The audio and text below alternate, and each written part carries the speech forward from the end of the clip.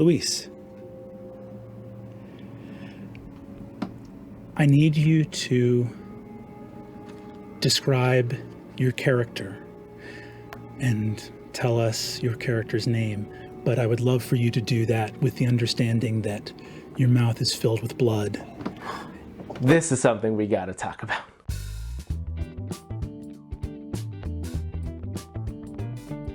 I want to make it very clear off the bat, right when I start here.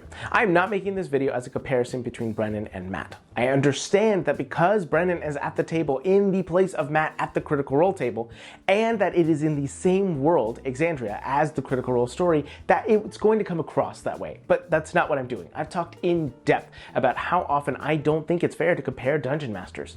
But that being said, this is the first time that this has happened outside of when Aabria took over for Exandria Unlimited. And so it's a big topic to talk about.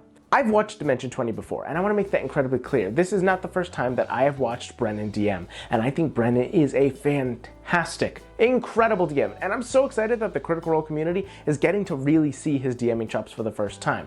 But I've noticed things watching him play long before he showed up at the Critical Role table. He is fantastic at driving a narrative forward, and while yes, he does things differently than Matt, and the two of them have different strengths, yada yada yada, I think there is a ton that can be learned from him. And I really want to be able to discuss that. So let's jump right into it. The first thing that I've really noticed that Brennan does that is such an empowering technique is Brennan DMs through more information, not less. I myself and many Dungeon Masters out there find themselves gatekeeping information from the players, and it's not a surprise as to why. You don't want them to have all the story pieces. You want them to put the puzzle together. You want there to be a mystery. You don't want them to just have all the information all at once, because then it removes a large portion of the story. Many campaigns spend a lot of time getting information before you can really get into the final conflict. But Brennan doesn't seem to do this. Yes, there is a mystery on board in Exandria Unlimited, and there is a lot to discover, and there are secrets. But Brennan doesn't tend to gatekeep any of it, especially not behind dice rolls. When he does make a dice roll, and he makes the players roll and they roll really high, he gives them a ton of information. But if he thinks the information is just something valuable or something that they would already know, he just gives it to them immediately. No questions asked. The first thing you pick up as you guys start to inspect it is it's non-magical. It's a rusted scrap of metal. Powerful divine energy, specifically celestial. And I think that is something that many DMs could learn from. It's very easy to want to keep information away from the players. It's very easy to want to try and just take all of the different puzzle pieces and hide them everywhere and make them go search out and find them. But that can create a few different issues. It can make players feel as if they're not engaged in the story, or they don't want to progress, or it's just too difficult, or even worse, just genuinely leaving them totally without any clue of what they need to do to move forward in the story. But Brennan never has them feel like that, because he always drops information in front of them. I think it is better to give the players the information that they need when they've earned it, rather than try and gatekeep it, because it will keep them constantly excited. There's always something new to learn. There's always something new to move forward with. Here's an example. In the game of Exandria Unlimited, he continually asks the players to make rolls. But there are many times where they ask if they would know something, and he just simply says, "You would know," and explains why they would know. And that is a very crucial part of it. Not only does he tell them that they know it, but to make it feel like he's not just handing out free information, he lets them know exactly why. Invisibility is a pretty beloved power. It's easy to get. Even very junior mages can master it. The problem with invisibility is light is very important for a number of functions. No matter how cloaked you might be in it, you can't make your whole self invisible, even if it's smaller than a pinprick. You need just enough of your eyes to stay visible that light can hit them and you can still see. Perceiving a fraction of a pupil hanging in space, smaller than a grain of sand, would be beyond most people. But you've been trained to look for them because they always move in two. I've noticed when watching other DMs that typically they will tend to hide this information and make the players really seek it out.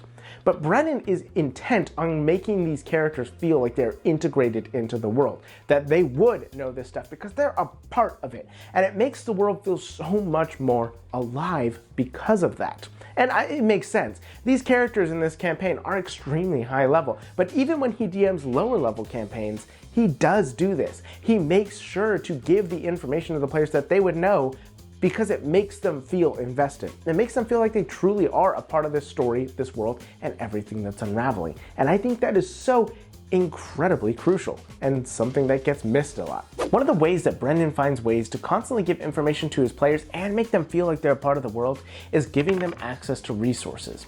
Now, let me make it clear, this isn't something that is always going to be available in every campaign. It depends on the type of campaign you're running. The current campaign that he's running for Critical Role includes a bunch of people who are very important forces in the city that they're currently in. And that means that, yeah, of course they're gonna have resources. But when you're creating a world that you want your players to feel like they're truly established in, oftentimes it's best to give them pre-established resources. I mean, really, if you are an adventurer of any amount of levels, you've probably garnered some amount of respect or the ability to go out and get certain things. And he does that. He makes sure that each of the character has predisposed NPCs they can ask things about. He makes sure that each of them has a resource that they can go to, such as a building or a different group of people. And that really makes the world feel so alive. I mean, it is incredible watching him masterfully display this skill. And not only that, he runs with things even when they make no sense or are made up off the fly. There's the NPC called Bolo, who was made up out of nowhere, and Brennan ran with it. He made a full fleshed out joke out of it. And I would not be surprised if Bolo ended up coming back as an important piece later on, because Brennan is just that good at integrating the characters into the story. This bag is giving me a hard time. I'm sorry to hear that. I didn't catch your name. Bola? Bola. Bolo? I am Sarit Agrupnin. My friends call me Pinch. Bola from... Aor? If you need anything, please don't hesitate to ask. Can I escort you? I need the drinks. You need the drinks. This bag keep arguing with me. Yes, it does. I hate it when they do that. Can you destroy?